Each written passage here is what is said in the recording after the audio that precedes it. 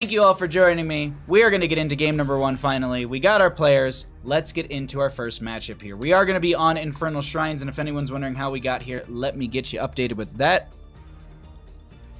The home team is going to be the members of Piecemeal. They lost the coin flip. They banned out Braxis Holdout and Sky Temple. Volsky Foundry and Towers of Doom were banned out by the members of 10 Armor, and Infernal Shrines will be our first map chosen by Piecemeal as 10 Armor. Opted for first pick. They have that priority within the coin flip winnage, and let's see what they actually get here when it actually comes to our draft that is going to be unfolding. Best Hots commentator in NA. Thank you so much, Real Cookie Man. Except when I fall apart and I don't put the right team to actually draft, and then I make the lobby have crash issues, and now we're 13 minutes late. So there's that. But thanks for coming by. I appreciate it. I'm super pumped about this. We actually got our Infernal Shrines game here, so let's actually dive into this a little bit further. Infernal Shrines is a rotation heavy-based map, so healers like Decker Kane, healers like Lucio often do see a higher priority in the ban rates. We also do see a lot of things like Alex Draza and Stukov come out here. If a team wants to play more of a control-type composition, play a little bit more slow, a little more passive, you can be a little aggressive with those things, but typically you use things like Alex Draza to control the point and use that Dragon Queen form. Same thing with the Stukov. He's just great with the Lurking Arm, able to spread that pust around. Massive Shove or Flailing Swiper, great tools to disengage or even set up or isolate targets so that way you can then collapse upon them.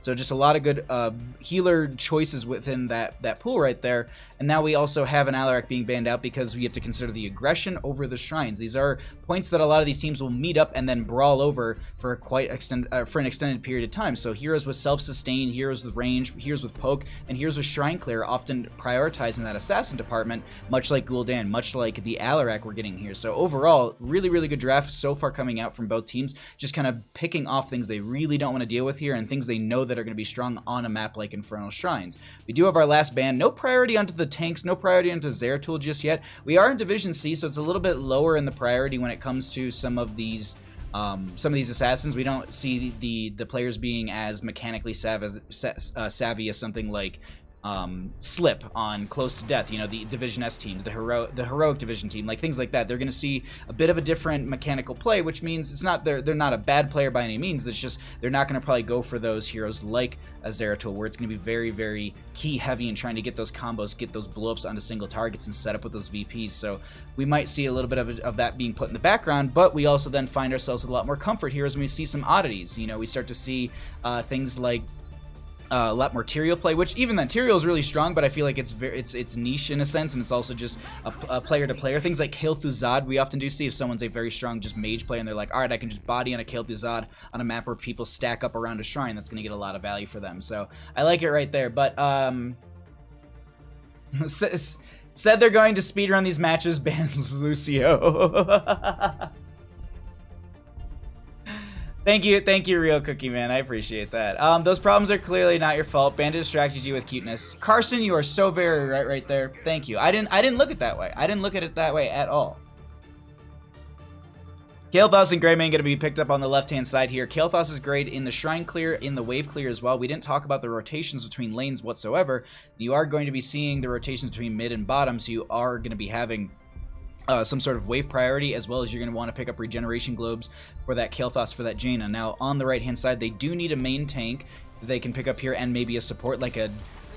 Okay, I was thinking the Ana maybe to go with the Jaina, so that way you can have the nano-boosted Jaina. And I like the Joanna just because she's able to group up a lot of minions, even the skeletal defenders around the shrine, and then she's able to then have the follow-up clear from Jaina. Rainer's going to be providing some pepper, and that is going to pair well with the Jaina. She is going to be able to get that slow, and that is going to pair well into the level 1 from Rainer, which is going to be the ace in the hole, which will give, oh god, I can't remember the percentage off the top of my head. 30%? That sounds too high. But it's essentially Executioner at level 1 for him. +1 class for the lemon twist in the water. You know what's funny? I have really, really bad stomach problems and acid overproduction in my stomach, and it's painful constantly. Weirdly enough, lemon and water helps a ton. I had a friend tell me about it, and I'm like, that's so backwards. It's so citrusy, it would mess up your stomach, and no, it actually works really good. So also, I can't drink soda. I can't drink coffee. So the only thing that I really drink is club soda with lemon in it, or water with lemon in it. That's all I drink. So yeah, you gotta spice it up somehow. Sometimes I'll get some lime too. Oh, Changed it up real good. We are going to be seeing a Ana ban on the right-hand side. They don't want to have that support on the opposing side. Both teams actually banning out of support here as they also got rid of that Lieutenant Morales. Maybe a little bit of afraid of a Juice Pirates or just overall afraid of the constant heal that she provides to the team. Dahaka will be picked up here. Really strong hero for that solo lane. Also to be able to get the brush stroke in some of these flank positions will be extremely strong. But this is a main tank Uther coming out right here. It might not be, but I think this is a main tank Uther, like 100%. Jaina, Joanna, Raynor, so far on the right-hand side. They need a solo laner to go into the Dahaka. That's actually going to be Zool, or actually, that's just wave push, and they have decent wave clear. They've got a lot of shrine clear and wave clear on the right-hand side from the members of 10 Armor. Water is life. Water is life. You got to stay hydrated. And they're going to go ahead and grab themselves a Stukov. As I said, it's gonna pair well into more of a slower composition. They're gonna be able to poke in. They will have some burst potential. Not saying that they don't have any sort of like massive way to get a kill onto anybody in any means, but they do have some lockdown with the Zool, with the Stukov. They have the Joanna for a little bit of setup. The slows from the Jaina's gonna be there as well. To answer this though, they're gonna need. I personally think that they'll need either a second support. If they need a second support if they're gonna go main tank Uther, but no, it's actually going to be main support Uther, or excuse me, main healer Uther, and then we'll have a tank Stitches. So I really do like that one there. Tank Stitches is really strong here, gonna be able to kind of pick apart the enemy team. The hard part with Stitches is that you're going to be having a lot of these skeletal defenders around the shrines, and that's gonna be a bit of a rough time to be able to grab some of those, or excuse me, to hook out an enemy member while that shrine is going, because the skeletal defenders will be in the way. Whew. We got games. We are getting into this. Bandit, what do you think of that game 1 in a draft? Huh? What do you think of that, bud? You just gonna rub your butt on stream? Is that what you're gonna do? Ladies and gentlemen, my beautiful, cute dog. What you doing, bud? You okay? You're such a weird dog. You know that, right? Very weird dog. But I love you to death. Alrighty, everybody, we are gonna get into it. We have got into our game number 1 here. Let me go ahead and just pull something up, and let's dive right on into it. On the left-hand side, we got the members of Piecemeal. We've got Odd Thought going to be on the Uther. Dark Knight is going to I think it's Dark Knight? Yeah, Dark Knight is going to be on the Greymane. For some reason, I read Kite earlier, and I was like, that doesn't seem right. Apollyon, I think, is going to be on the Kael'thas. Nay is going to be on that Stitches, and Hex will be on the Dahaka. On the right-hand side, we got the members of 10 Armor. We've got Johnny going to be on the Stukov. Lumpiko is going to be on the Zool. Dav is going to be on that Joanna. Yummy Cupcake is going to be on the Jaina, and Dagny? I think Dagny is going to be on. We're going to go Dag is going to be on the Raynor. Let's actually see our level 1 talents here. And it seems like it's going to be pretty much. Ooh, actually, we're going to be having Shackler for the Zool. Often we do see the evasion level 1, so that way you can block those auto attack damage coming in, especially with the Greymane as well, that shred coming through, and also in the solo lane into the Dahaka. But hey, look at this wave push that they're going to be bringing forward. Now, the reason I was saying that, like, oh man, they want to provide a lot of like wave push into this enemy team. But like, actually no, is the Zool just gonna do double duty? I'm not sure. Okay, I was about to say, I'm not sure how I feel about this, because Jaina needs to stack up that level 1 Fingers of Frost. Speaking of level 1 stacking talents, we have just about everyone on the opposing side grabbing a questing talent. Nice hook going to be going on into Yummy Cake. Follow-up stun going to be coming out from Alta, and that's going to be Yummy Cake able to walk. Oh, the slam from Nay is going to confirm the first kill. First blood going to be going over to the members of Piecemeal as they continue to make these rotations between lanes. Dab goes down here and says, we need to make sure that we're not going to be falling behind on experience, so I'll just continue to soak here. They're waiting out a couple seconds maybe to grab that regen globe there, but realistically they don't have their Jaina, so it didn't really matter whether or not they grabbed it early or not. Speaking once again of questing talents, because we didn't get into it too much, we do have just about everyone with a questing talent here outside of Greymane, and that will be the Mana Act for the Kael'thas, so it's going to give him that barrier once he hits 20. It is uncapped in comparison to the Jaina Fingers of Frost, but it's a different yield. We do have the Hungry for More, if I'm not mistaken. Savor the Flavor. I always do that one. At level 1 for the Stitches, just a lot more self-sustained from that bike going to be coming in here. They're trying to make this invade over onto this right-hand side camp. I do like what's happening with this, but they actually get the root onto 1. Dark Knight is going to get 1 Razor Swipe out, and they're going to be able to back off just fine. Hey, Keen Fox, how you doing, bud? Thanks for coming by. I hope you're having a great night, friend. Come on and slam. And welcome to the jam. Bro, Beef, what's up? Whenever I was actually like streaming ranked mode, which doesn't really happen too often anymore because I think a lot more people enjoy me casting rather than actually getting salty and gold. That was like my favorite thing is like if we played Stitches or we played Asmodan, it was just like, all right, cool, we're just gonna loop that song the entire time. But hold on here, we are going to be seeing Stitches holding 4 for now. I don't think that there's any sort of major change that would be affected by the other side. They're just holding it, and Nay is very low right here. They might need to get a bite, but Dav is going to be trying to step forward. That's going to be a hook going out onto the Zool, or into the Jaina right there. They actually could have turned around and tried to get the kill, but Kael'thas will be going down now. Odd Thought will be the target. They find another one. Nay is going to be able to make it out alive. Kiz the Pepper going to be there, and it is, and that will be Raynor following up for that last little kill. 3 kills to 1.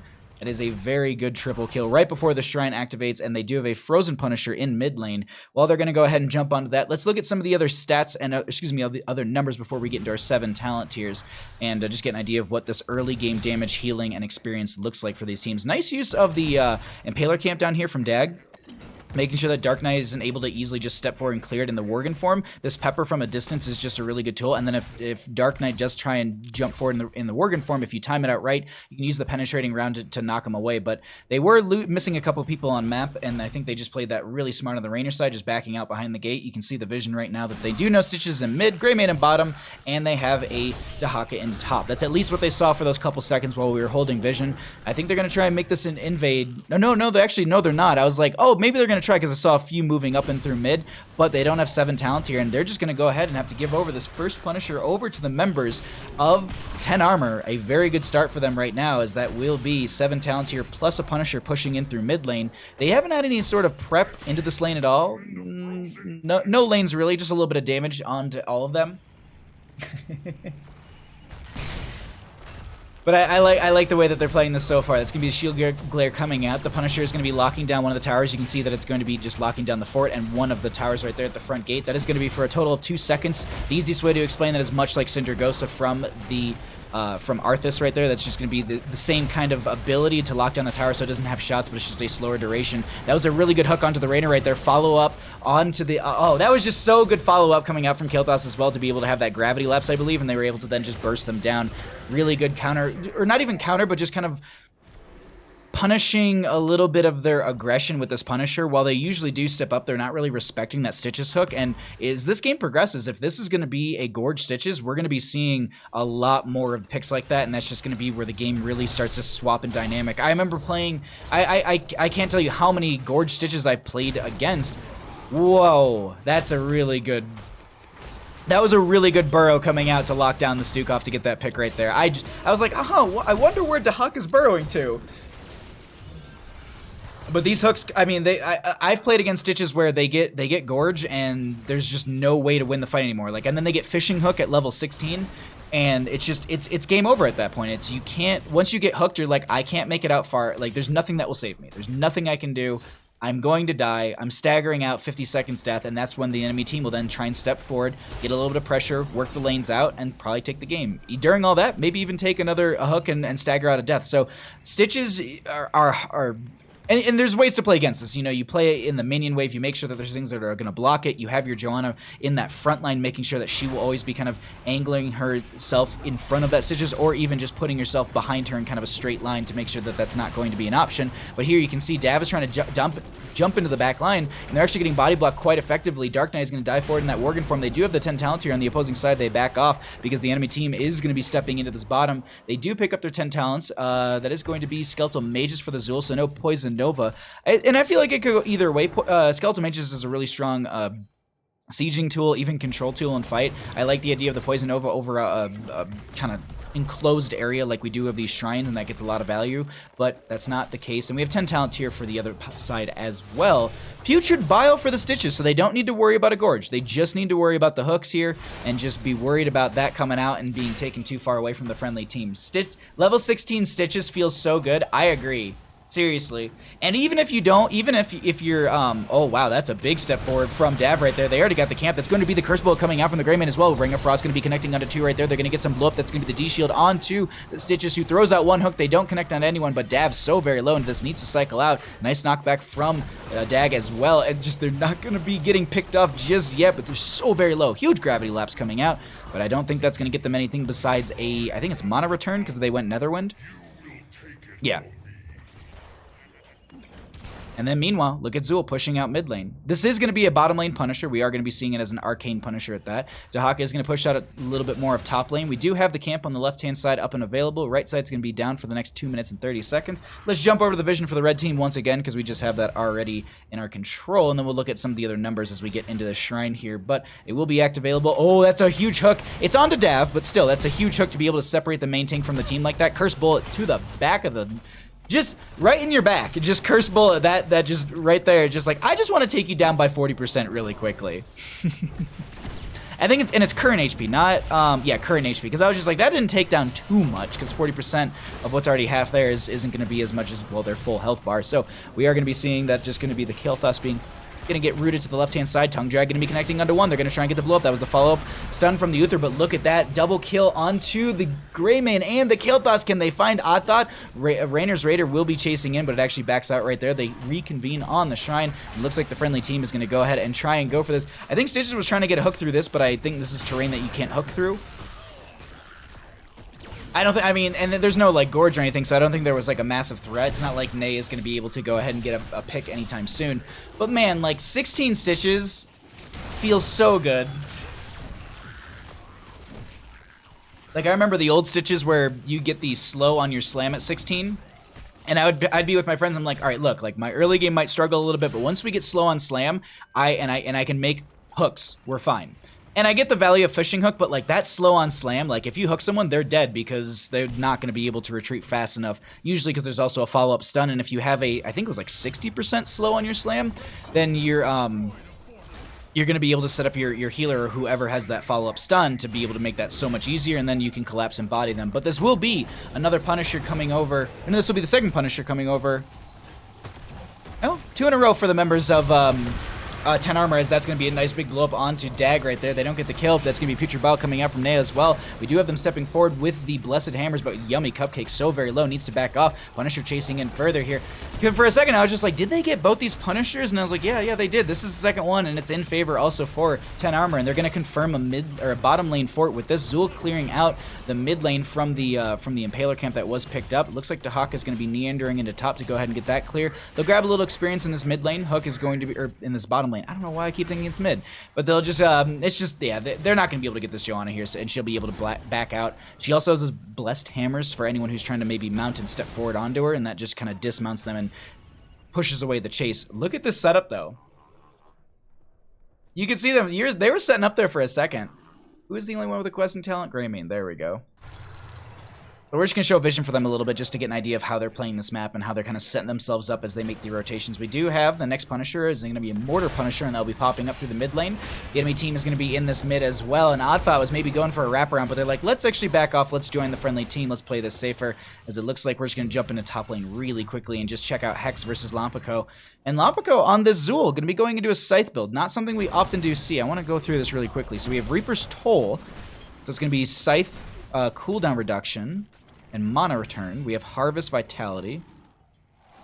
So you got some self-sustain with that. Hey Max, how you doing? Shenanigans, such as y'all in trouble now. Thanks for coming by, Max. How you doing? I hope you're having a great night, friend.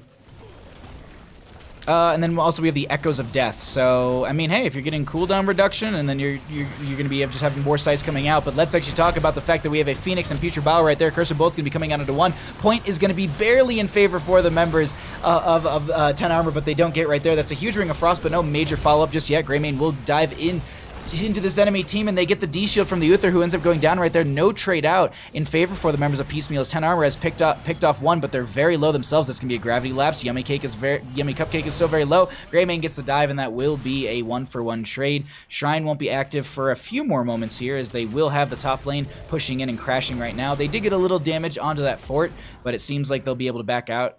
Bruiser camp on the right-hand side going to be 3 minutes off, as you did see they were just getting the clear onto that. And I think, are they going to try and just take down this top lane fort, try and get some pressure in their favor? Because the thing is, they need to deal with mid lane. That's also going to be Stukov and Zool going ahead and grabbing the camp over here just to add more pressure into that lane. They could maybe be aggressive and try and grab this one. They do have their 16 talent here, but they're also a little split across the board. Dav is going to take a curse bolt to the face once again. Dark Knight with just these curse bolts, it's like a 30-second cooldown, so it's like, why, you know, you're going to use it as often as possible just to try and maybe say like, all right, we are now taking this Johanna down to near half health.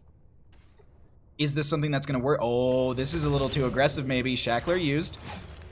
Oh my god, this just barely, and the little spray as well. The little spray just as they get it right out of there. I love, just. Oh, hook through the 5-hole.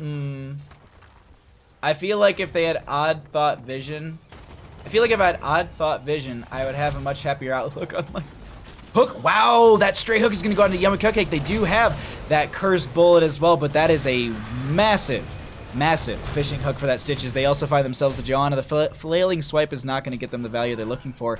And in a turn of events, that is going to be the Stitches turning this match around as they have found 2 kills and they put themselves on this shrine. They do need to deal with bottom lane. 2 catapults are mounting down here. They are going to be having a few members trying to push out top lane a little bit further, but Johnny and Dag are going to make sure that gets pushed back. 2 members still down. Zool going to be doing a little double rotation. Actually, maybe just going for this camp down here. They don't have, I don't think they'll have vision of the Zool making these rotations. Yeah, they're just going to know who's on the shrine. It's mostly just the friendly team. They can see that there's some pressure coming in through bottom lane. That will be a little bit too much. What do you mean? What do you mean, spray? But look at this Zool. Just doing Zool things. Just like, all right, I'm going to go ahead and just keep pushing up the lanes. They'll eventually leave. Burrow from Dahaka. Lompico, they see it. Oh no, excuse me, we don't have the vision for them. I had the vision for the other. I was like, man, they could really see that Dahaka. I was like, no, that's not right.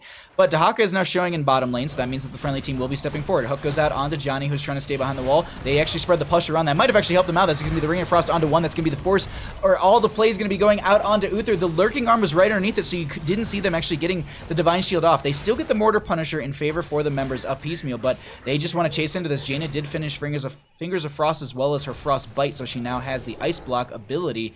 But this Punisher now picked up, pushing in through mid lane. They're gonna have to back off, but they've staved off a massive push. Oh my god, look at this, and the double sights coming in with the skeletal mages on top of it. Just not everything, but a lot of things being used there to make sure they take down that Stitches, who has some great self-sustain and was being quite the nuisance. And now they don't have that. Now that there's no hook that's potentially going to be able to pull one member away during this this clear. You can see how they're playing this where the front gate used to be, to pull the Punisher away from this fort, from this well, and then still making sure the fort is still getting those shots out. So I love how they're playing this so far. Giggle, how you doing? Thanks for coming by. Jay Howe got him, he dead.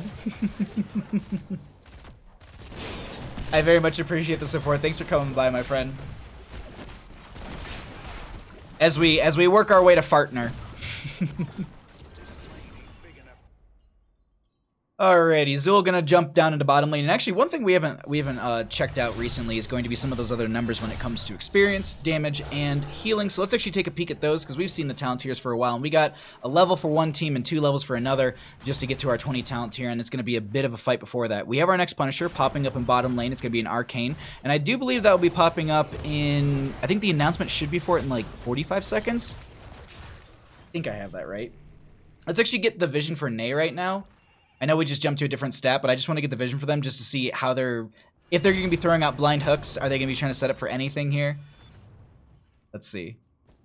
Because I want to be just as surprised. Now they're gonna actually find themselves a Lompico who does drop their Shackler, but that's not gonna be working out for them. And I was wondering, I was like, man, I have not seen the enemy team for quite some time. Look at this though, they're gonna work their way straight through top lane. This is gonna yield them 20 as well as periodic catapult pressure coming in through the top lane as well. I really like that quick decision. They're like, all right, we're losing our Zool, that's whatever, but let's go. Did Zool still got this actually? Zool must have got this as they dove onto them, but that's a.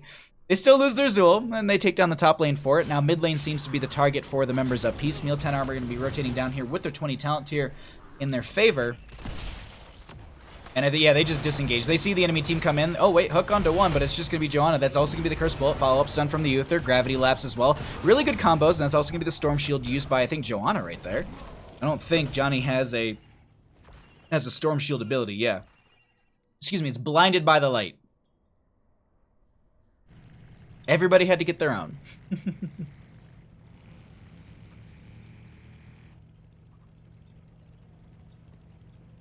Wait, if Oddthought is the Bob Ross of NGS casters, Bahamut is the Vsauce? Michael? What? What? I'm so confused. I'll take it as a compliment. I think it is. I don't know who you mean.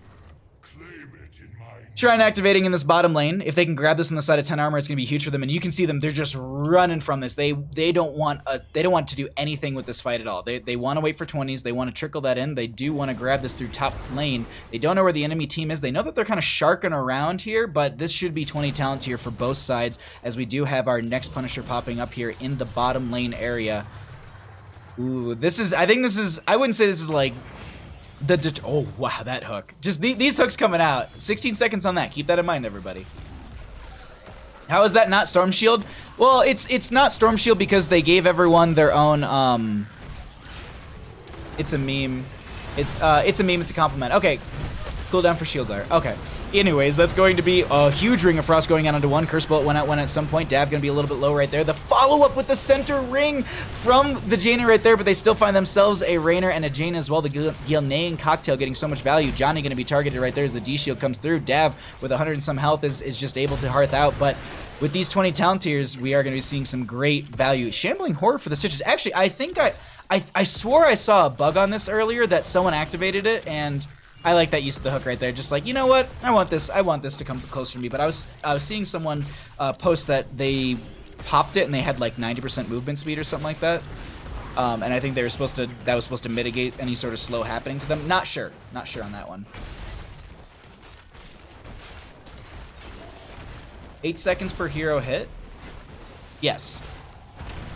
And then you grant a nearby shield for 25% of their maximum health too. Not current health. Maximum. But my Arcane Punisher coming through here for the members of Piecemeal. This is going to be their first Punisher of the game. Can they push this through bottom and end the game? Punisher still at 96%. 3 down on the opposing side, but they're about to come back up. Rainer will be up here in a second. Let's actually pull away the talents because we've seen these 20s for a little bit.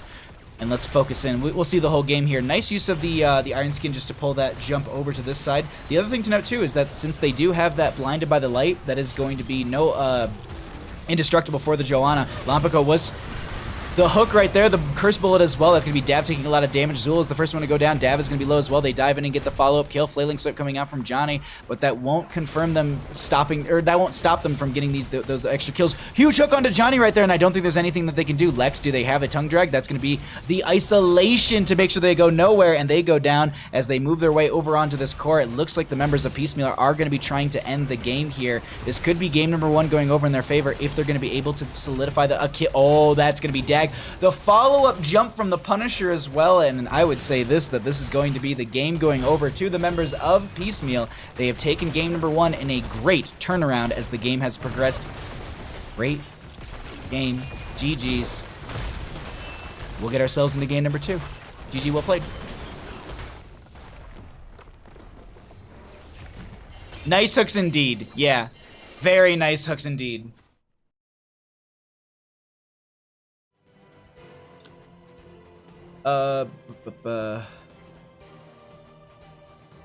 Teaming, gotta do what? Hold on.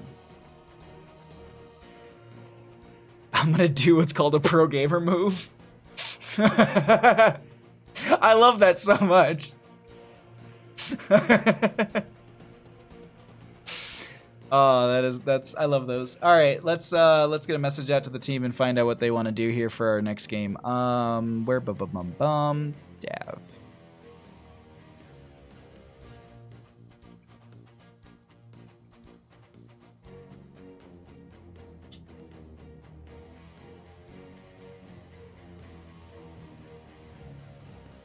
Whew. I just had to get my co-caster back really quickly. We'll see the Stitches respect ban. You think so?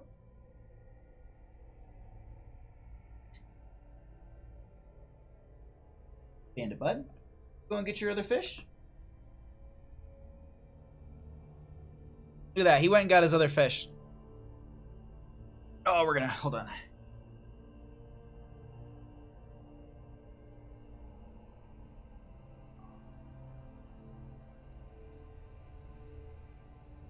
There we go. All right. And then... Dun, dun, dun, dun.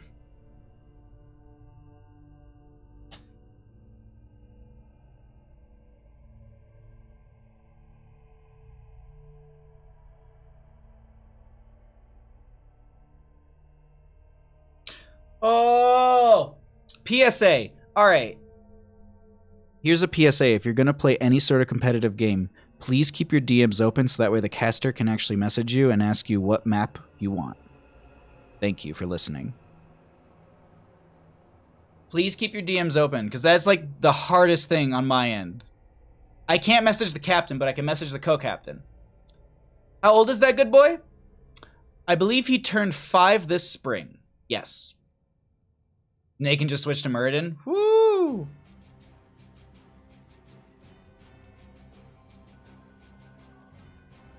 Okay, cool. We got ourselves a map. That's all set. That's all set. Let's get into our second map, so that way we can hopefully catch the next team right after this. Bump, bump, bump. That. Okay, cool. Let's go ahead and this, do this, do this, do this, and get them in here. Let's also update the team scores, because I forget to do that all the time. Got a March of the Murlocs over Bandit? Over by Bandit? Yeah. Best dog on Twitter? I would like to think so.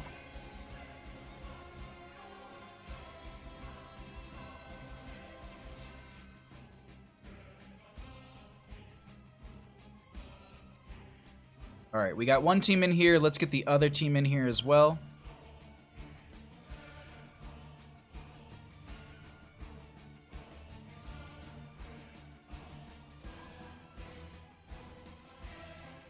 Okay, we got everything all set up. But yeah, all right, really quickly, while we have this moment, thank you all for being here. Thank you for supporting the stream. We are currently pushing for partner. I don't know if that sounds like... bad to say, but it's like the truth. Like, we're super, super close. Like, I've been averaging, like, my current average is 72 out of 75. That's the last requirement to apply for partners. So we are pushing towards that. So thank you all for being here. Thank you for cheering on. Thank you for being active in chat. Thank you for just showing up and supporting some great teams. I know there's a lot of Heroes of Storm content out there, and I'm glad you guys are coming by to my channel to watch it. It really actually means a ton to me. And I'm glad to have you all here. Aside from my saltiness. Okay. I had Discord up. No worries. But yeah, I apologize about my saltiness, but still, thank you for being here. Thank you for supporting the stream. We're working towards that partner. It's really just, and the big thing for partner is I don't care about making money. I really don't care about that aspect. All I want to do is provide you guys better streams, better quality, and better content, and I believe I can do that with partners. So thank you for being here. Thank you for supporting. I love you all so much, and every night when I get to do this, I look forward to it. This is such a joy for me, and so thank you once again. You're just all the best people in the world. And I really do appreciate it. Give me a little Twitch link. And we are all set up. I got to do one little thing in my background. And we're going to get going.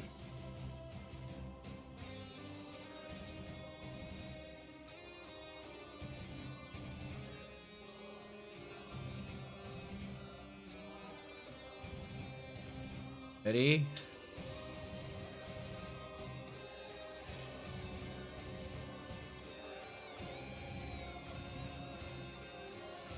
We have teams.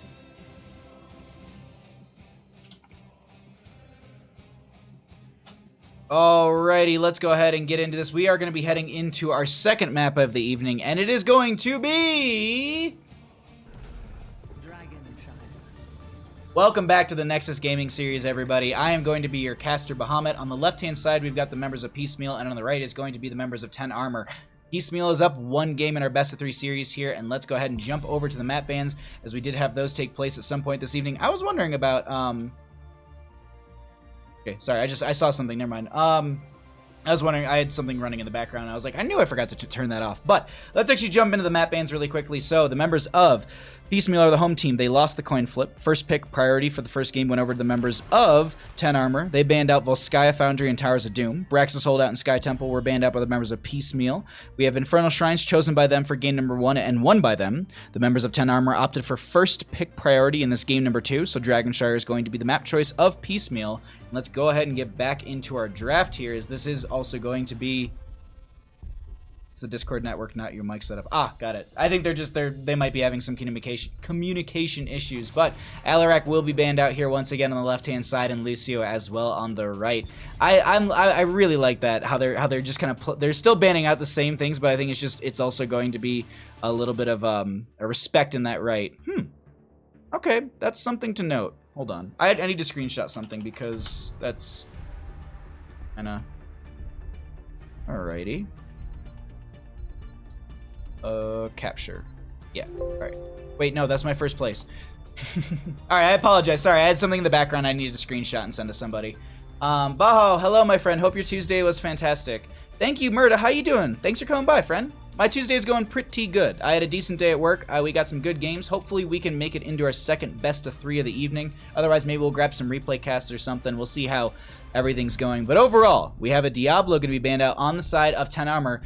They're not afraid of the Stitches from that last game. That Stitches, it was very powerful. Maybe they're just like, this is not a map where we'll get value, but let me tell you this. Stitches is still very powerful on a map like this. Also, I'm a little surprised we're not going to be seeing any sort of Chen value here. But from either team. Not yet, at least. I mean, Dragonshire was the one map before he had the rework that came through where people were considering him very, very powerful in the solo lane. And that's a first pick Misha. Bandit's favorite solo laner. I mean, depending on meta, because Greymane's also his favorite solo laner. Johnny, you motivate me. Tempered, how you doing? Thank you for coming by. Thanks for everybody who came by and is hanging out, lurking, chatting. If you have like multi-Twitch open, you're watching multiple Heroes of the Storm stuff, thank you so much for supporting everybody. But a Jaina Greymane on the left-hand side, really good dynamic duo with the Jaina Greymane. Greymane has a lot of great follow-up and burst to the Jaina where she can slow and set up for that Greymane. As the game progresses, she can either go into the Numbing Blast or the Northern Exposure. There is a third talent that you can take at 16, but those are pretty much the two choices. And the armor reduction from Northern Exposure and from the Numbing Blast. No, from Northern Exposure and Numbing Blast, I think roots them. I think I have it wrong. I think it's like Chilling Touch or something. I probably have it completely wrong, but either way, the root at 16 can also up the ante when it comes to Greymane's threat potential. But Muradin and Brightwing on the right-hand side, so they're going to bring a global to the table, as well as some aggression with that Muradin, being able to maneuver in and out of team fights very well. Whether he uses the Dwarf Toss for an engage or a disengage, the Thunderclap is a great tool as well, and then the Stormbolt setup for the follow-up to any sort of Brightwing polymorph. And then Kael'thas will be banned out here, as they do need some burst damage, some poke. But Kael'thas's an option too. Vildoran, do you want to do our map picks? Yeah, if you do them ahead of time. We'll see. Looking forward to this matchup. Appreciate the commentator. Oh, thank you so much, Tempered. Mwah. While we wait for this match, oh yeah, so Caledorn and Perry Leader are hey, Gankbush, how you doing? Thanks for coming by. Thank you, I really appreciate that. When season next? I don't remember what it's season 3 of Bush League? When can Cat Peach and I drink gin and tonics and yell about Heroes of the Storm? Stitches want to play? Oh, sorry, I missed it. So the Stitches is going to be banned here, and Stitches will not be coming out into our next game here, but that is going to be a Dahaka and a Tyrande. I really like the draft and the threat potential coming out from Piecemeal. 10 armored, they have a solo laner, they've got a main tank, they've got their support. They're going to need some damage and some more damage. We could see... Gul'dan is pretty powerful here. Might struggle with the healing from the Brightwing a little bit. I don't hate the idea of a Kael'thas because it's a very brawly map and you can get a lot of value with that if you do have a Kael'thas player, but even then, it's a little back and forth. It's going to be Tychus and Li Ming. Li Ming for the reset value, and onto a Jaina, Greymane, and Tyrande that could be pretty powerful. Tempered Wisdom, thank you so much for the follow. I appreciate that support, my friend. Thank you, thank you. Our team can't win, unfortunately. People have to work early. Oh, that's a bummer. I'm sorry. Well, enjoy your game, Perry Loot. I'm sorry that we couldn't pick you up. I'm very sorry about that. But Garrosh runs out the draft on the other side, and that is going to be a very, very good setup for both these teams thus far. I really, really like what we're seeing between the two. That's a great setup. Garrosh is a good lockdown, really good threat potential, being able to step forward and being also able to also displace a lot of enemy members. Yeah. I think between the two drafts, overall, both teams kind of got everything they wanted. Really good reset potential on one side, really good tank melting, I guess you could say, with the Tychus, and that Dahaka play in the last game was just scary. So if they don't have major hooks from a Stitches, we're going to be seeing some different kind of hooks. I'm sure the stream will make it to the second game. I don't know how it feels to me like Brightwing got hit by movement speed changes pretty hard. But the movement speed changes were all increase. I'm confused by that. We got game. Let's get in game. On the left-hand side here, we got the members of Piecemeal. We got Dark Knight going to be on the Greymane. Odd Thought is going to be on the Jaina. Hex is going to be on the Dahaka. Apollyon is going to be on the Tyrande, and Nay will be on that Garrosh. On the right-hand side, we got the members of 10 Armor trying to take us to game number 3. We've got Dag going to be on the Li Ming. Johnny's going to be on the Brightwing. Lompico is going to be on the Rexar. Dav will be on the Muradin, and Yummy Cupcake will be on that Tychus. Let's go ahead and jump into our mid lane and see what's going to be happening right here. If anyone other than Mura gets flipped, they're going to be in trouble. Tychus has % bait DPS into Gary. We'll see how that plays out. The avocado, I agree. Hold on. Sorry, I had to cough. I agree. I think that's actually going to be a big factor for those teams is the shred coming out from Tychus.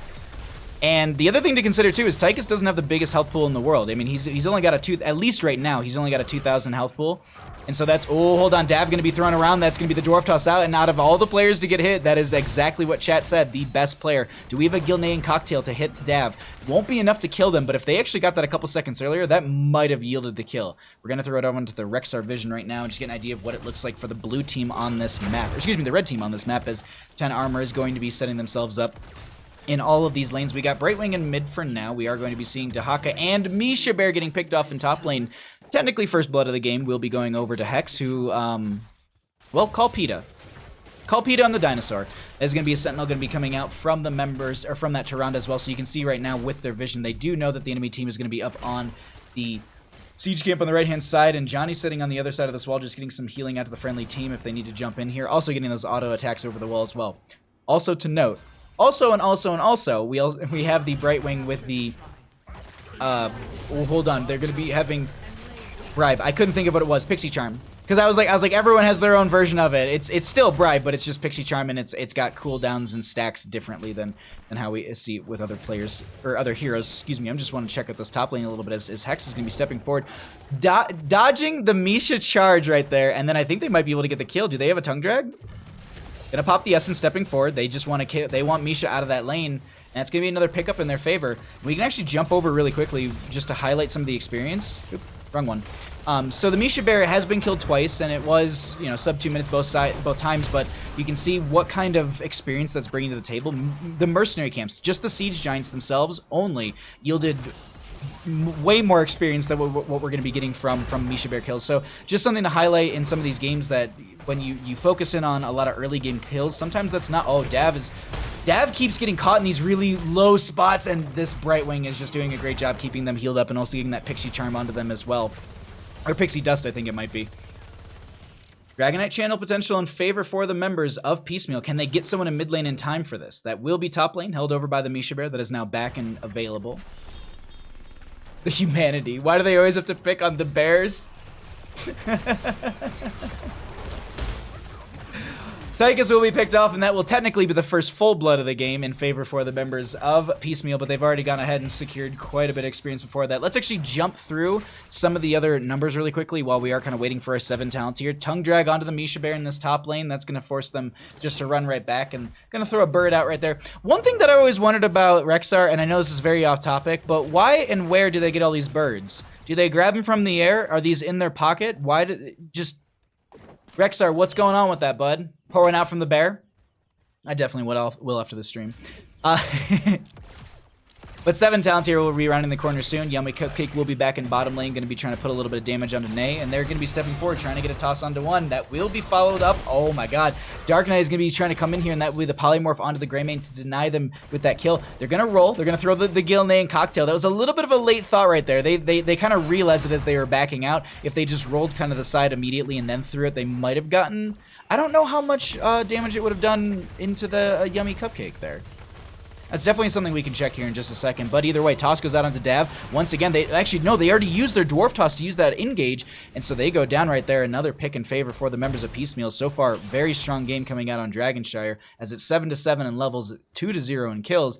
No Dragonite just yet for either team, but it seems like as this game progresses and the death timers are getting longer, that might be a different case, as we will be having some rotations possible into the mid lane as well as into top with some of the longer death timers.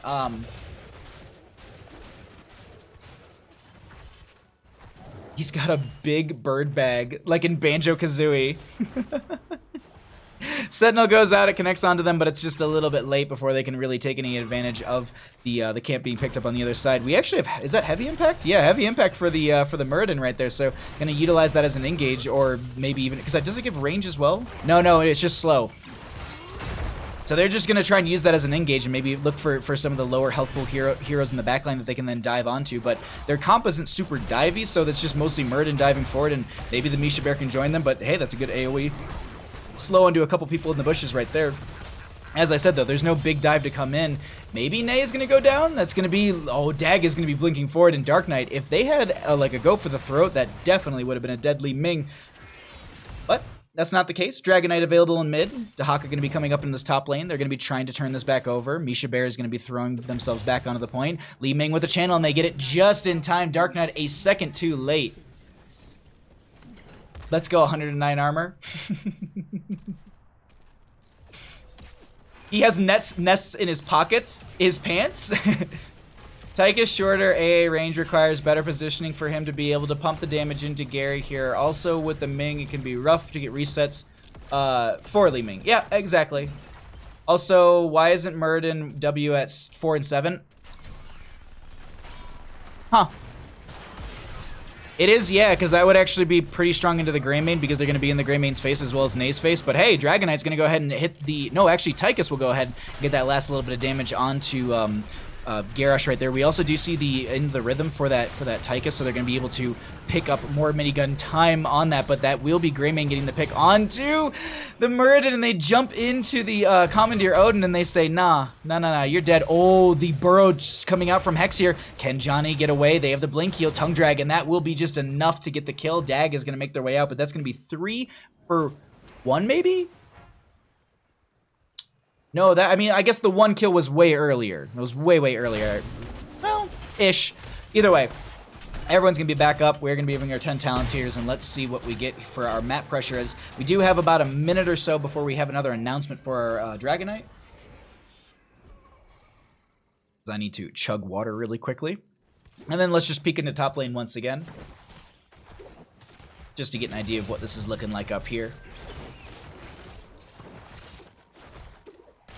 Ooh, tongue drag onto the Misha.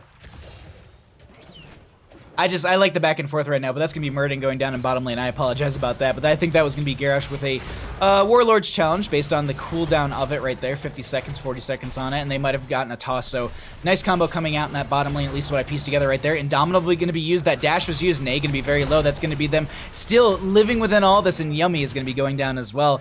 Really good plays and really good aggression coming out from Piecemeal's. Dag is going to be making their way out of this, and they start to push up into bottom lane a little bit harder. Meanwhile, in top lane, that's going to be the Misha Bear pushing in with the camp as well, so that Dahaka's having a little bit of a rough time. Actually, it seems like they're going to be stepping further into the enemy team. No, they're just trying to get into Lampako a little bit and just maybe force them back with that low mana pool, but that's not going to be helping them whatsoever. Big Dahaka plays. Oh, yes.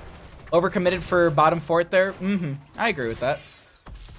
Let's just continue to look at top lane right now, because this just bottom lane is a little bit of a back and forth, not a ton happening. I'm just watching the mini-map more or less, and it doesn't seem like anyone's going to be going down right there. Shrines will be activating in the next 2 seconds, and they go ahead and jump over to the left-hand side and grab their siege camp. Let's actually get vision for the blue team right now, see how they're going to set themselves up for this next objective, and what they're going to be able to do to get their first dragon out of the game, because the opposing team got it. Like, this is looking a lot like Infernal Shrines to me, where, yes, the opposing side was getting a lot of the objectives, but...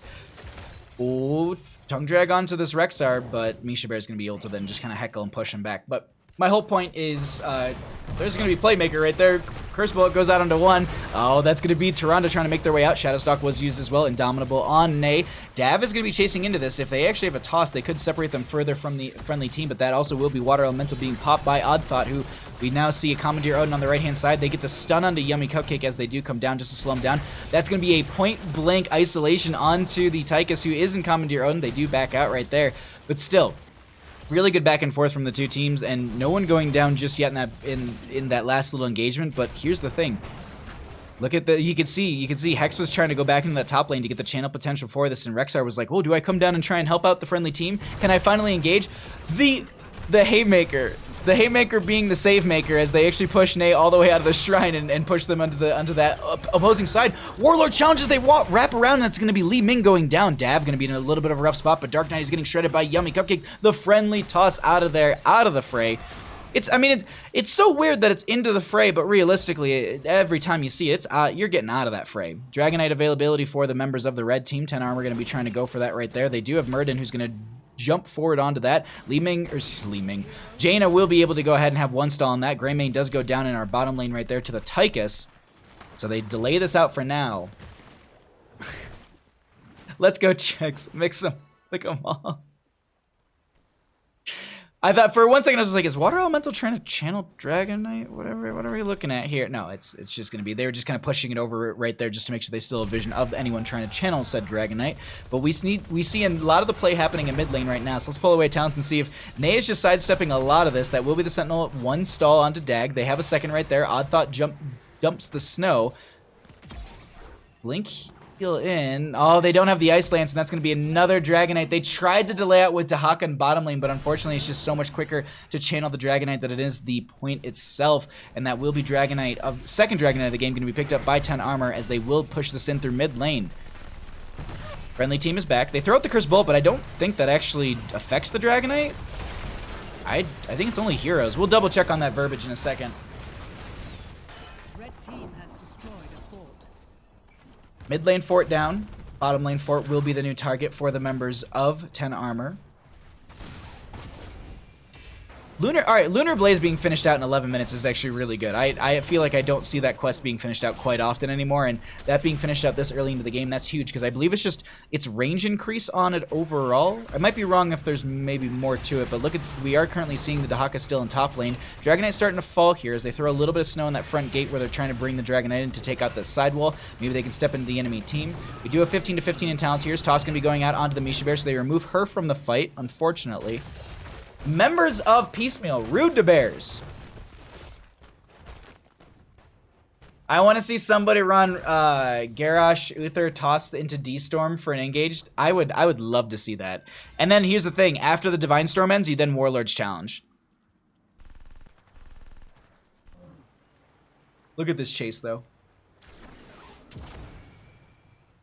They're not going to be able to get anything with it, but now they found a Murd in mid lane because they were showing on map as they made the rotation, and they're going to be in a bit of a rough spot. They end up getting picked off right there. That's a huge pickup for the members of 10 armor, as now they're going to be sieging in further. That's going to be Dark Knight in a bit of a rough spot. Do they have a roll to disengage? They have the Eyes in the Dark, but they're going to be immediately shown right there. They also, I think, had the Shadowstalk from the Tyrande to try and get some healing. They're going to try and get this Tychus right here, but Yummy's going to get a blink heal from the Brightwing, and they also have the Party Cleanse, and they're able to push them back right there. That is Bear Lives Matter. I agree, Giggle. I agree. And Li Ming and Li Ming's just gonna take out the well in top lane to take out the sustain right there, and that's just a nice aggressive play coming out from 10 armor. They also are gonna be stealing away this bruiser camp for top lane too. Bottom lane does have Siege Giants coming in here. Odd Thought's gonna be trying to push this back out. And the one thing I wanted to look up here is just what this gives. Increases its damage by 5% up to 100. Okay, so you're just getting 100%. It won't be long before for the shrine. and then range increase, but I think that's the reward if I'm not mistaken. So you get damage increase, and then you also get range if I'm not mistaken. I might have to double check that. Okay, top lane camp. Slowly being just finished out, so they don't really need to worry too much about this. They're losing a little damage onto their fort, but they have the friendly team back up, and they're ready to try and take another fight here. Shrine activates in 1 second. Dragon Knights can be picked up. Top lane just has one more Knight left, and that will be taken out. Bottom lane has the Knight camp, the Bruiser camp picked up down here. They'll be able to clear that out, but look at this quick play they're trying to go for on this Dragon Knight. Hex knows. Both of them, like, they know they're gonna try and go for this. Muradin, what are they gonna do to try and stall? They can't do anything. They can't stall this in any way, shape, or form. And that's second Dragon Knight, like that's basically back-to-back Dragon Knights right there. Like there was no big it was just the cooldown between the shrines actually being reactivated. That was a very good communication coming out from 10 Armor, able to go, oh, and the tunneling claws to put Dahaka on the other side as they went for the kick onto them as well. They will have their Dahaka in this engagement for the clear and everything. No tongue drag value here, but look at that Dark Swarm, gonna be putting some armor reduction onto the enemy, as well as I believe that was also the Huntress Mark maybe applying that as well. Regardless, that's gonna be the kick onto the Dahaka. Curse Bolt goes out, but I don't think it connected onto anyone. I don't know if they're throwing it out onto this Dragon Knight, but I don't think it's only heroes. Yeah. First enemy hero in its path, dealing 40% of the current health. Does not affect vehicles. Dragon Knight's vehicle. I feel like I keep seeing the Curse Bolt go out and hit the Dragon Knight, but maybe they're aiming for someone behind it.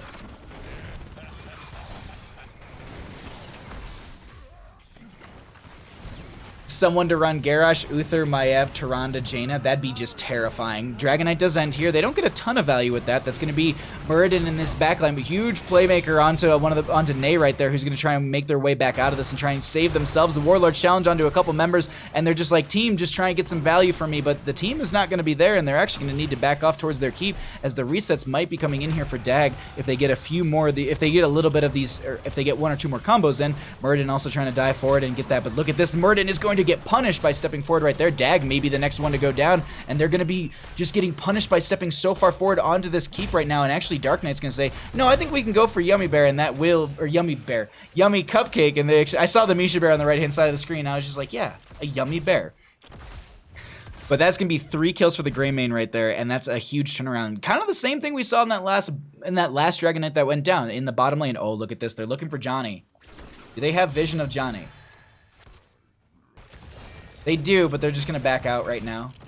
Hexes, yeah, they saw it for a second, but... Ooh. It's close. It's very close between these teams. Alrighty. Lunar Flare does come out. They're going to be able to push out this bottom lane a little bit further. And, do they? No, I don't think they take keep or anything like that. I think this is more or less just going to be them taking front gate. Oopsie. And getting set up for the next Dragon Knight, because they can't give over another one. They definitely cannot give over another Dragon Knight here. Okay. Cool.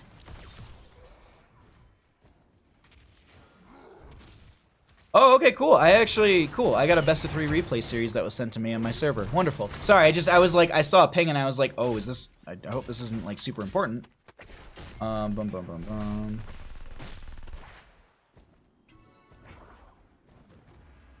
Okay. We do have our siege camp to be picked up on the left-hand side here. Do they? Alright, they're gonna... I was like, are they gonna try and invade onto this? 20 talent tiers here for both sides as well. Sorry, I was checking something in the background. I apologize about that. That's gonna be Yummy is gonna be stepping forward here. Ney is gonna be taking a decent amount of damage, but look at that Warlord challenge going on to Dav. Water Elemental still getting value, and they do have the Winter Mute upgrade, and that is going to be casting basic abilities untalented, much like Jaina. So if she throws out an Ice Lance, it's thrown out an Ice Lance as well. Kona Cold, same thing. Not a Blizzard though. It'd be cool if it dropped a little Blizzard. I'm here for CCS versus Periloot. Sorry, Ektar, I don't know if we're going to be getting that matchup. This one started a little bit late, and they said that they're unfortunately not going to be able to wait. So I don't think we're going to be having that matchup this evening. They did say that they were like, hey, if you can jump into our game number 2, you're more than welcome to. So we might just do that. We might honestly just jump into the set midway. We'll see. We'll definitely see, but sorry, Ektar. I apologize. Maybe he can get picked up in the middle series. Yeah, Avocado, I think that's the plan.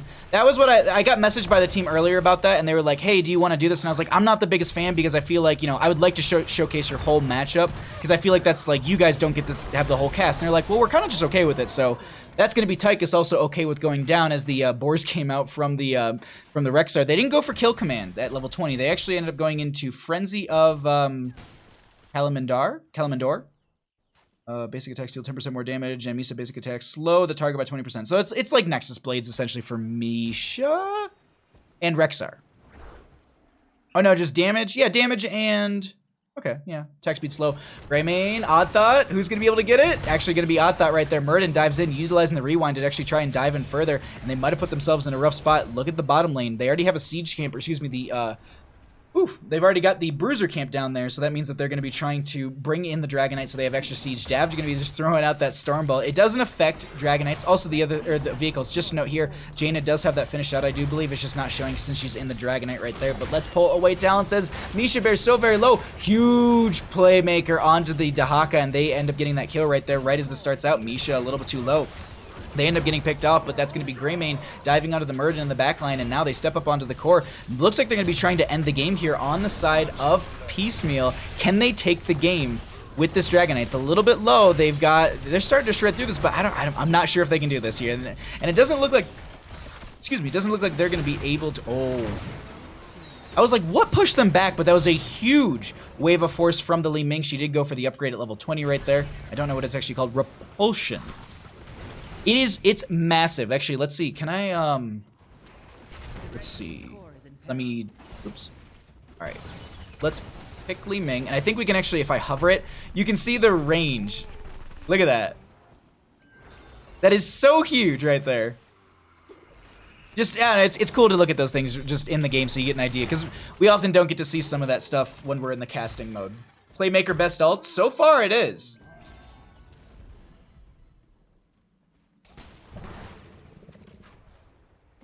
Okay, sorry. Well, Twitch chat is keeping each other updated, which is very, very good. Ooh, hold on. Are they gonna be able to? Are they gonna try and just take down bottom lane keep?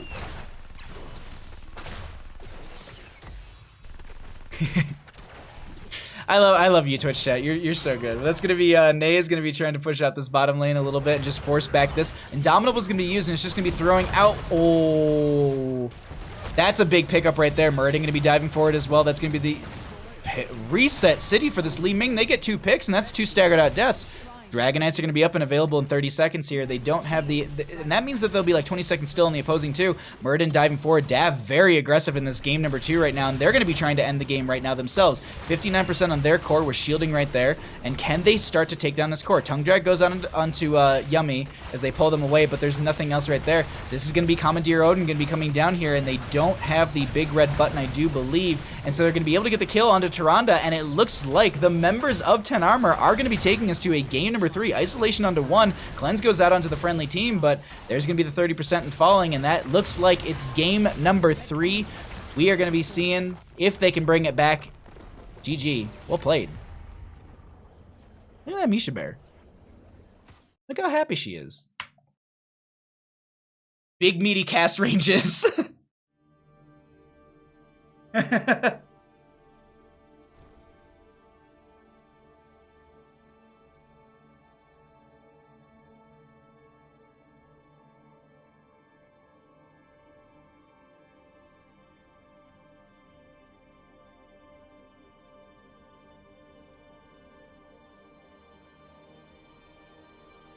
Game 3 hype. Indeed, my friend. Sorry, I'm looking at something. Real quick.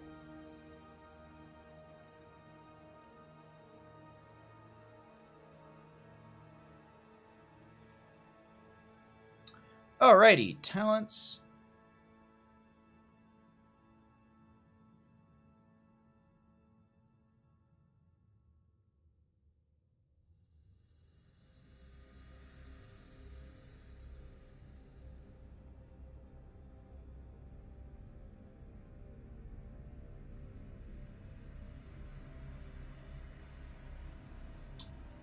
Game 3 hype And ooh.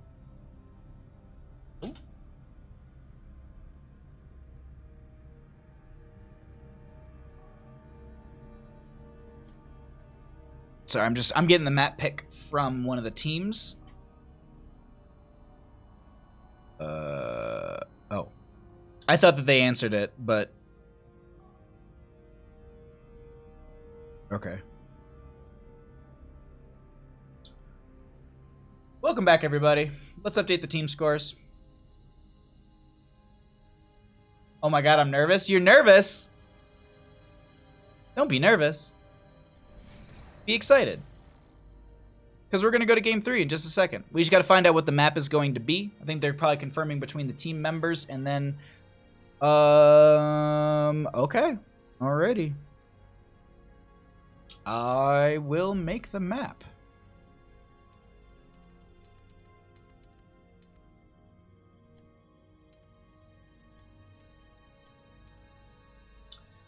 Okay, cool. We're all set. We got our lobby. Oh my god, they're already just they're falling right in here. Broiled beef, thank you so much. Cast, by the way. Thank you for coming by and watching. 2 matches, so no season 5. So seasons 1 through 5. Wait, what? 2 matches was so oh, it's two matches was so season 5. Oh yes. I will say this: the one nice thing about having best of 2s was the fact that you could bank on it being 1 hour. You could just bank on it being 1 hour. Unfortunately, Max Volskaya is banned out by the members of 10 Armor, so we will not be seeing that map this evening. We just got to get one last player into this, and then we're going to be inviting the other team, and then we can get going into our map number 3. I like this. I like this a lot. Did he only do... Huh. Why is that? Yeah. It's a little hard to get 3 games scheduled, or, 3 games is hard to schedule right there, but it's also really hard to, because you never know, like, if best of 3 series can go anywhere from, like, 45 minutes to an hour and a half. And so you're kind of in that weird spot where it's like, all right, cool. Like, do I get in matches an hour apart and just bank on the fact that these teams will get it done in an hour? Or do I schedule them an hour and a half apart? But then a lot of teams don't do that. They'll just do like, they'll be like slowly closing adorable. Yeah. But they'll schedule them out like 5 o'clock, 6 o'clock, 7 o'clock, 8 o'clock rock. And there's no way to kind of like pace that out really good. So it just becomes super awkward. Any of the teams out there need another player? There is actually a really good area within the Nexus Gaming Series Discord where you can actually post, I believe there's like a recruit channel. And I don't know if they're going to do it again, but they had a Nexus Combine right before the season started that I did a casting thing for, which was a blast, and I hope they do it again. And we got to just show, we just did a bunch of, someone looks tuckered out? Yeah, he got 2 walks today. He's a sleepy boy. We usually play right before stream. I throw the toys down the hallway for him. But yeah. We just got to get our teams in here, and then there's definitely ways to find teams that are looking for a player tempered. But I would say your best thing to do is join the Nexus Gaming Series Discord, and you can find that on their website. I don't know if I have a command for chat for NGS. I don't know if I updated that yet. Did I? Is that the right link? Yeah, that is. All right, so there you go. That website will have a Discord. It has all the information, so that's definitely the best place to try and find a team and anything like that. Where is okay, there we go. I was like, where is team? Like, captain here, team missing.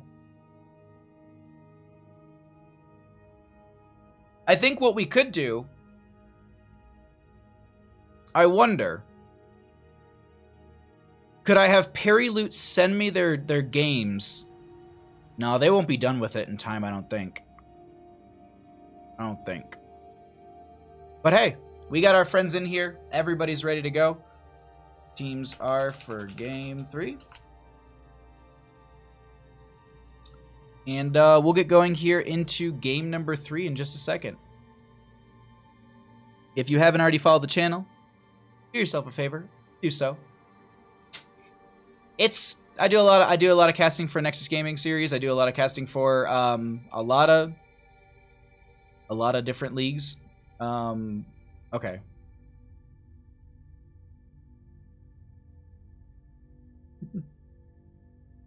I need to count 30 seconds, so all right, we'll do it at 1 hour, 28 minutes, and 15 seconds on my recording.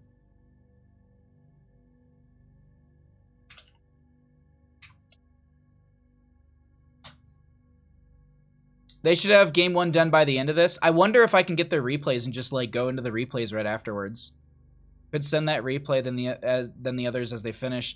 The other bummer of that though is like they might want to watch. I'm not sure.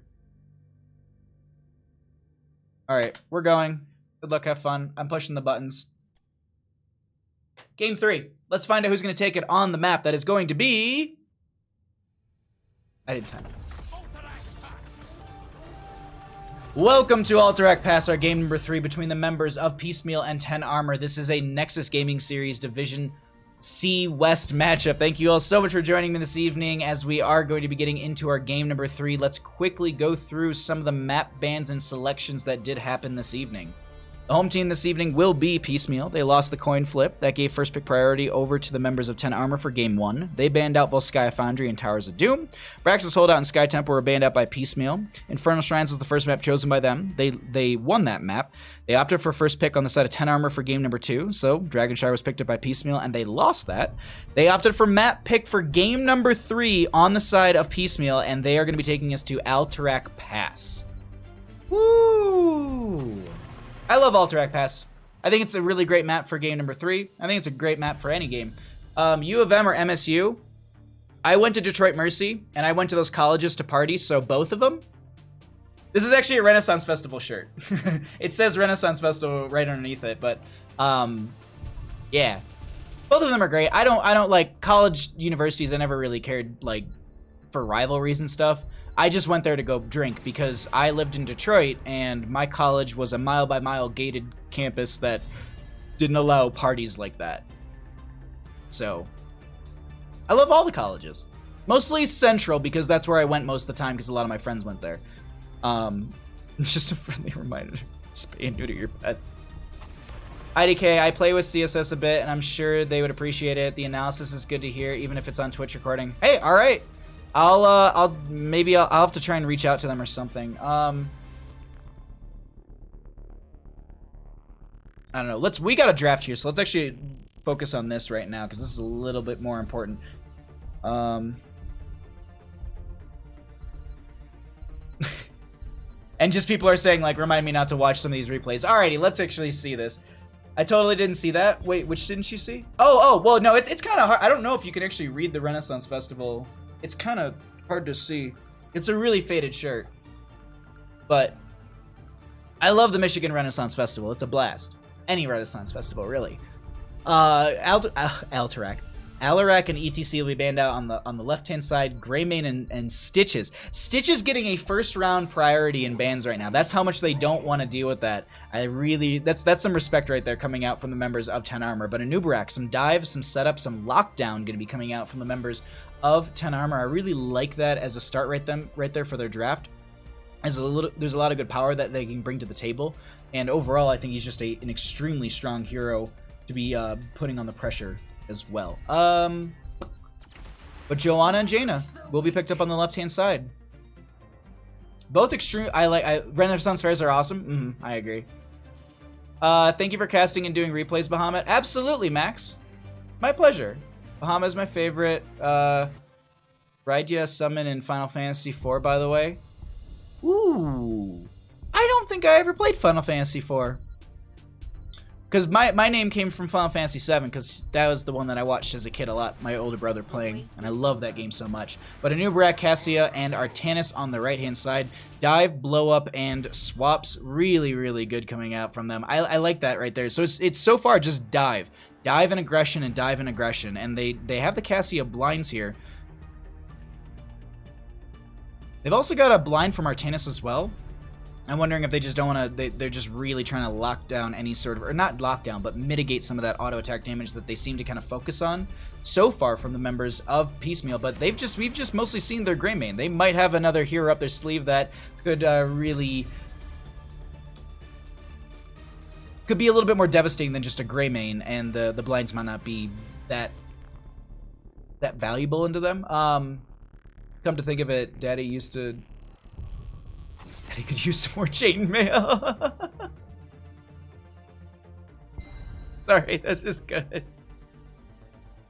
Lucio going to be banned on the right-hand side. Kael'thas on the left. They get rid of that wave clear. They the pressure as well as the chain bombs that are going to be spread around. But they do need a solo laner. They need some extra damage to pair into that Jaina, and they need a support, or I guess a healer, if you will. Rainer's not a bad idea here. That pairs into the Jaina. You can get some pepper in there. You're going to be playing a little bit of a slower composition, but they go for the Maiev. Ooh. And her Royal Thickness is going to be coming out right here. That Alex Straza going to be going ahead and diving in onto this game, and that will be some point control. So a little passive, not so much passive play, but a little bit of a slow play, a little control play, as well as some aggression coming out from the members of Piecemeal here. I'm trying to think of what they're going to be picking up on the right-hand side. They do need to pick up a support. I like the idea of the Stukov here. Maybe they go into something aggressive. Maybe a Rex, or not a Rexar, but a Rhaegar is possible. Decker Kane's an option as well. Yeah, I like the Rhaegar here. The Rhaegar pairs into the dive, the Ancestor Healing, because he can follow up. He's got that bite butt. He's got some great, the Lightning Bond is really good. And here's the Storm just crashed. I'm having a good day, everybody. Oh. Oh. Alrighty. At Piecemeal versus at an armor. Game, please. I crashed. Drop draft or load. I don't think anyone will see that message in time. That's such a bummer.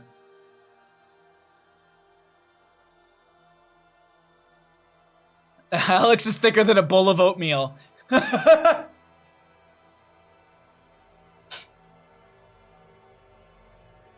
Oh, man. Heroes? Hello? My, dude? Oof.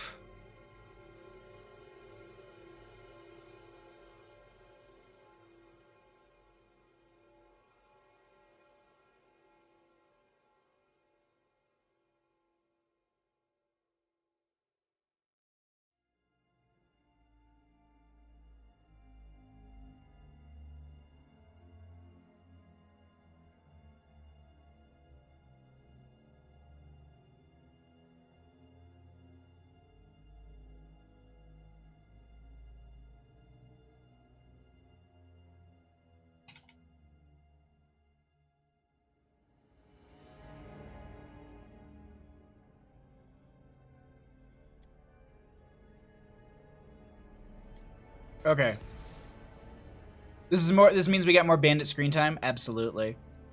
That's frustrating.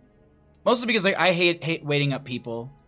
Like, I really hate just people having to wait on my butt. I have a shooting pain up the side of my neck right now, too. That's great.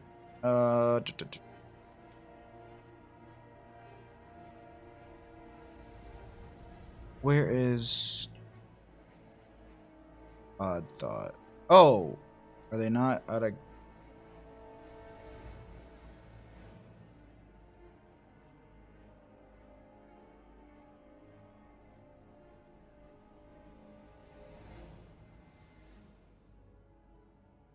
Also, CCS is super down to have you cast the replays either way. I misread that, and I was just like, "Oh, wait, are they super upset that they're only getting casted as replays?" Okay.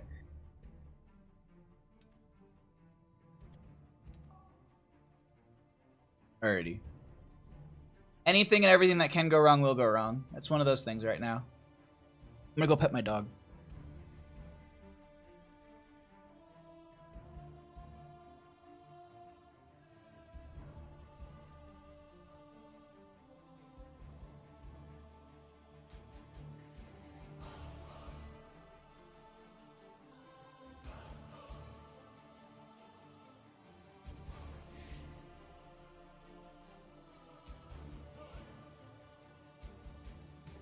All right, cool. We got one team in here. Whew. Where is... Fight to game. All right.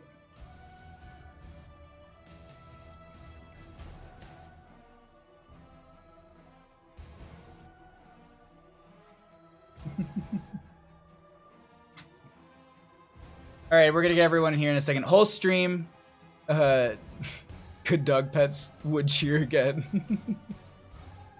If you can't get back into the game, we can do CCS versus Periloot game 2. No, I'm gonna get back into this game. We're literally redoing the lobby. That's what I was messaging them about it.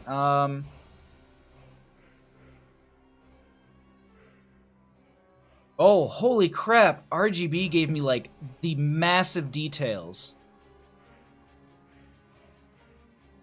Like, I have an actual draft unfolding in front of my face. Please no. Teams are.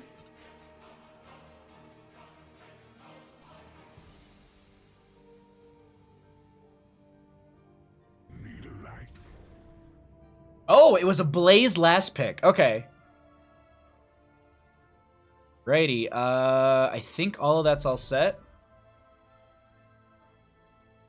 Hey, Chill, how you doing?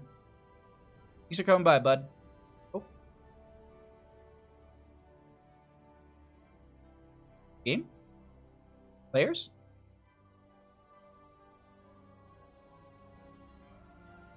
Oh my god, hold on. Yeah, we have an entire draft here. So we're gonna probably go into, so we will have the replay cast of Can't Counterpick Stupid. Host connection detected.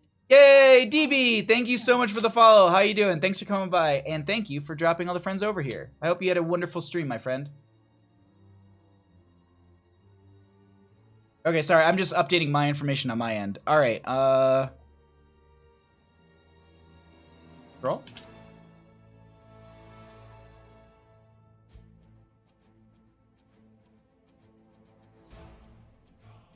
Yeah, like I'm getting a full draft breakdown right now. This is gonna be good. Okay.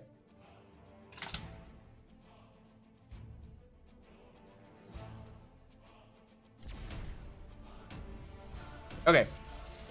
We're loading in. Hot's client, Hot's client is crashing harder than Bandit. Damn! The avocado, thank you so much for the follow. I appreciate that, my friend. Alright, so just everyone's cued into this.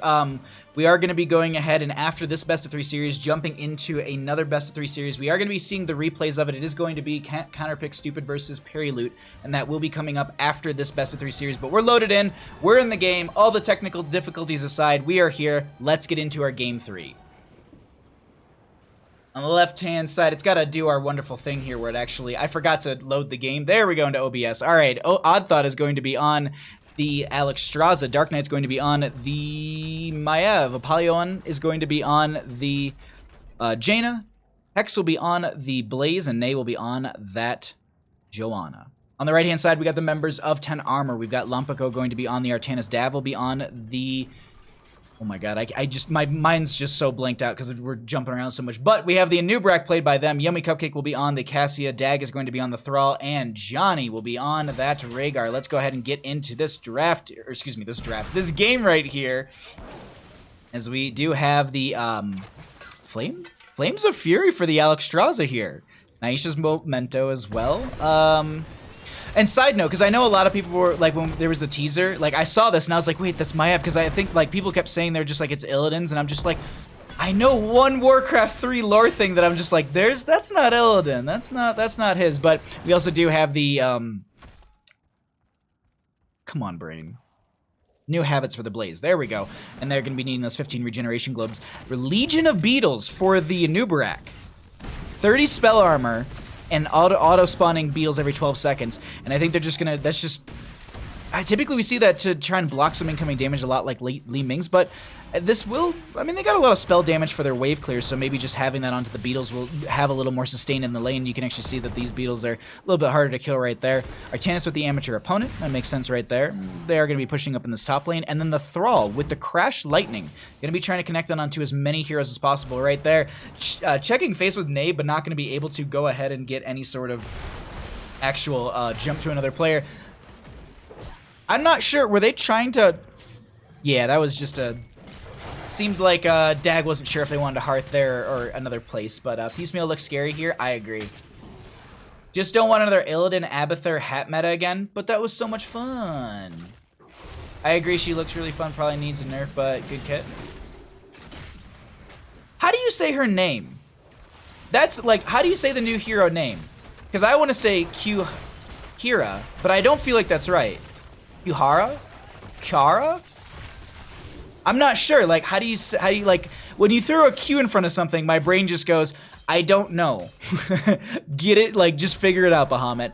4-4 in our levels here. We are going to be seeing some new talent tiers roll through. Hex is going to be pushed back by Lumpico in this top lane on the Artanis. And you can just see them. They're holding back here. Not going to be using any of their abilities to get any sort of self-sustain. Going to be holding those for the wave clear that does come in. And then just looking at some of the rotations continuing here, we are going to be seeing the null camp picked up by the members of Piecemeal. And a big thing to note on these null camps is you want to try and grab them right at that 1 minute mark because it's a minute 30 counter. So if you grab it at the 1 minute mark, immediately when it pops up, obviously it's going to take you a few seconds to actually finish it out.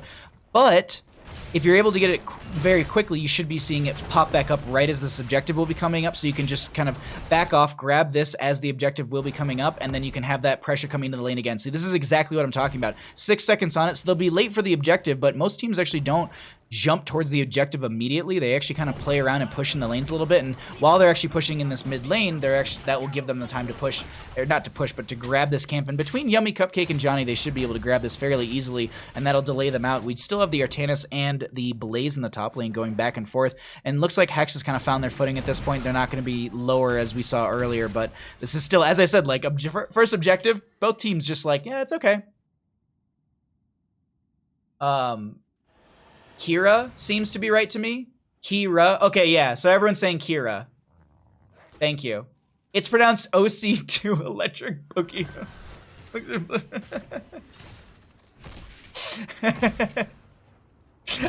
I get it. It's really, really good, Boiled Beef. They are going to be trying to take this fight down here. We are going to be seeing the Thrall come in as well. A little bit of just rolling in with the friendly team. Look at Blaze, though, coming in behind. They do have vision on that Blaze as they are going to be clearing out the wave, and they know this is going to be a 4v5, so they dive further forward. Dav gets the kill onto Alexstrasza. First kill of the game, actually, that will be coming out from Lumpico right there, but Dav is in a bit of a rough spot as they're going to be taking way too much damage, and they turn around and say, you know what, I'll just go down for it, and hello? 20-some health on Dav right now as they're going to be able to mount up and potentially get away. They just don't need to take any sort of splash damage. Like, a shield glare would have definitely taken him out right there. A sneeze from a camp would have done it. But they managed to back out. They're going to be able to get the Hearth back over, and this is going to be charged, and I think first objective going to be going over to the members of 10 Arbor. Nay, going to be making it out. They popped that Iron Skin, but they were a little bit low there, and I was a little bit worried.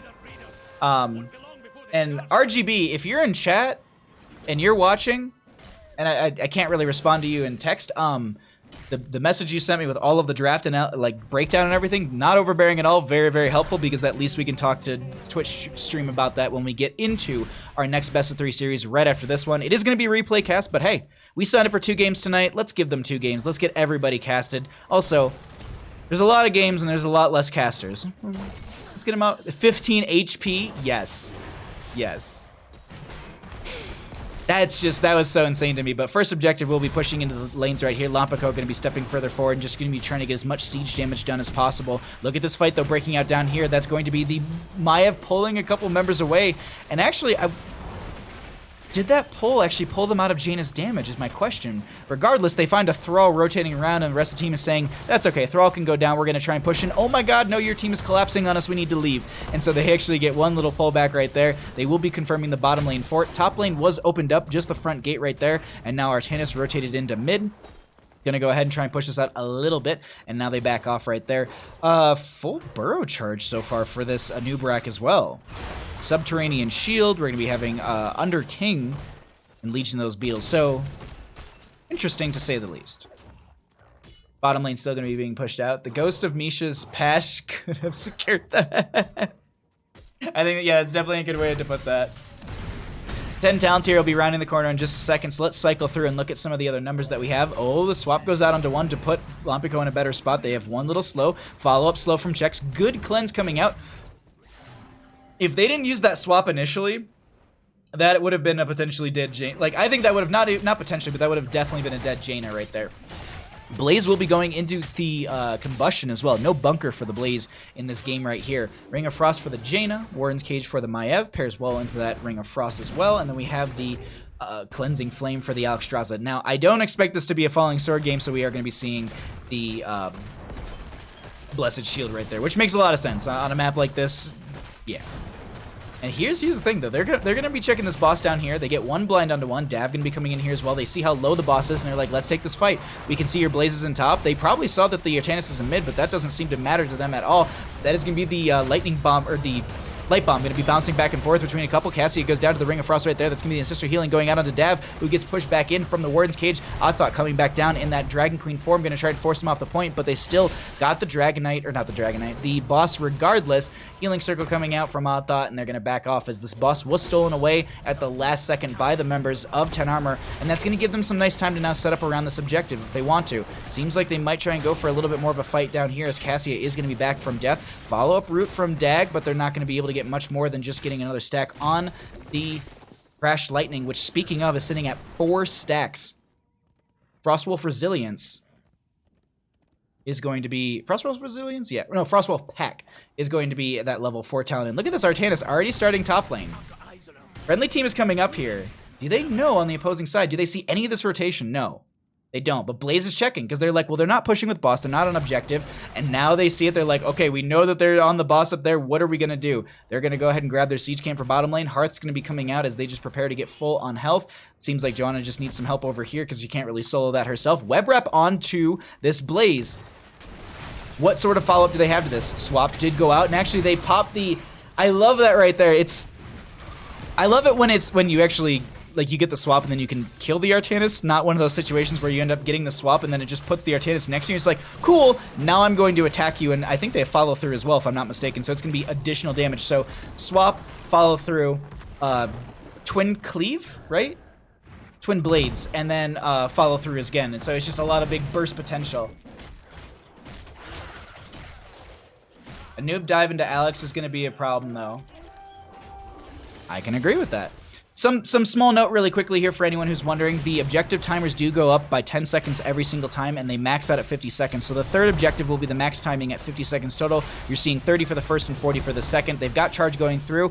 Now, the channel can be stopped by the guards. You can see them doing that, but when a hero does it, it actually contests the time and stops it and pauses it. When the guards do it, it continues that timer, but they're able to get this halfway on the side of the members of 10 Armor. They back off, they regroup, they clear out this camp that's been pushing in through the mid lane. They've got a null camp themselves that has actually been doing some work here, and now they further step forward as 13 talents here will be on the right-hand side. They're going to be working their way up into this top lane. Nay will go ahead and get the clear here, and let's actually jump onto the vision for the members of...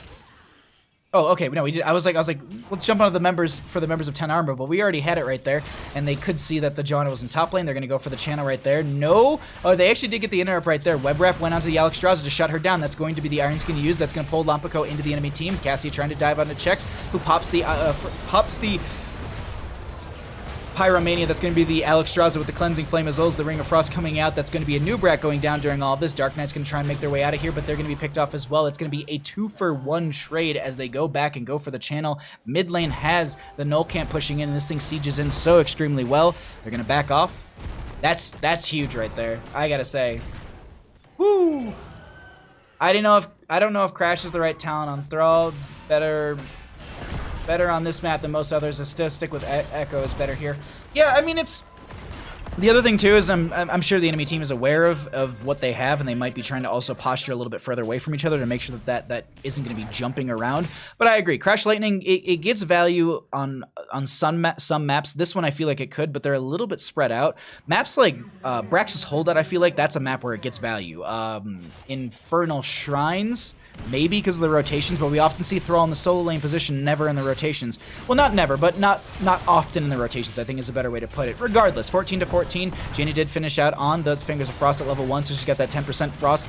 bite increase. That's going to be the ball lightning jumping from player to player. They actually continue for, I think, the full cycle of that. That's going to be Maya from this backline. She gets blinded right there, diving from the Cassia, and they get the shred right into her with that fend. And now, objective pushing in. The members of 10 Armor want to try and take this game right here. Can they end it is the question that I have for them, as it's 14 to 15 in levels, 3 to 6 in kills, and they have a good objective through mid lane, but it's already being bursted down quite a bit. Janie also did finish the Frostbite, so she's got that ice block as well. Swap went out from the Artanis, but unfortunately it did not connect onto anyone. They step further forward, looking at one of the players in the backline. Dav is not going to be able to connect onto that. Dragon Queen, excuse me, the Alexstrasza going into the Cleansing Flame right there. That's going to be the, oh my god, they used so much right there. I could not think of it, but it's going to be the Combustion from the Blaze. They were so close to getting that right there, but they're not going to be able to pick it up whatsoever. Any sort of kills, they just healed through all of it. That chain heals from Johnny is so very good right there. The other thing to note too is that Ring of Frost connected onto quite a few players, and still, they've got top lane keep going down. Bottom lane keep is actually not going down, but it's got a good wave pushing into it. They're going to confirm the mid lane keep themselves, and can they go for bottom lane, or are they going to try and go for the end? 8 seconds on the Blaze and 1 second on the Joanna. They're going to back off. They'll grab the Siege Camp on the right-hand side, take that off the table. Top lane's got a great wave coming in here, so that delays them out a little bit longer on the opposing side. Maiev with the Spirit of Vengeance just to check out that camp right there, and they see it, they're like, alright, cool, we're backing off. Volskaya is the only really good map for Crash. Kind of Battlefield of Eternity. Everything else, Echo, is more consistent. Yeah, I could see that. I could see that. Hey, FPS Nate, how you doing? Clearly you have forgotten about Lost Caverns. Gunny, you're so very right, I have. Lost Caverns is the best map for it because it's 5v5 and everyone's pushing face, and you get a lot of stacks very, very quickly right there.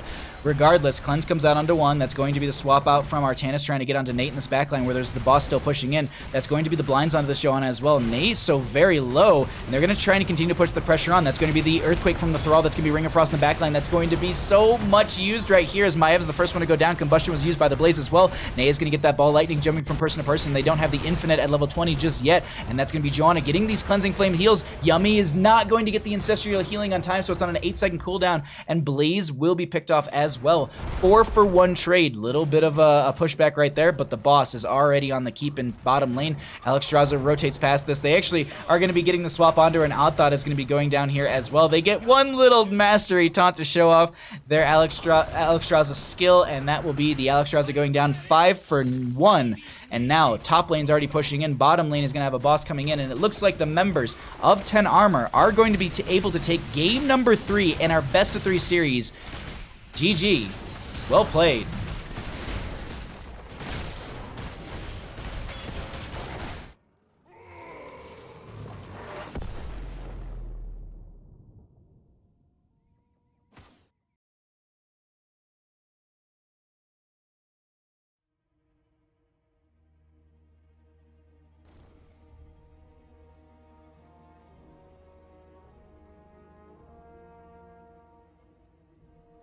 Woo, GG's indeed.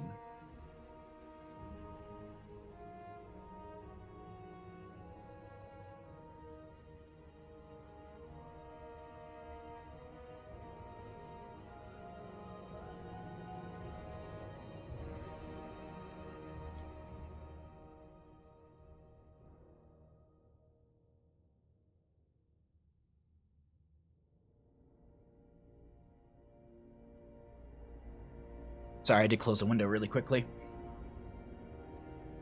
Alrighty, everybody. Are y'all ready for a replay cast?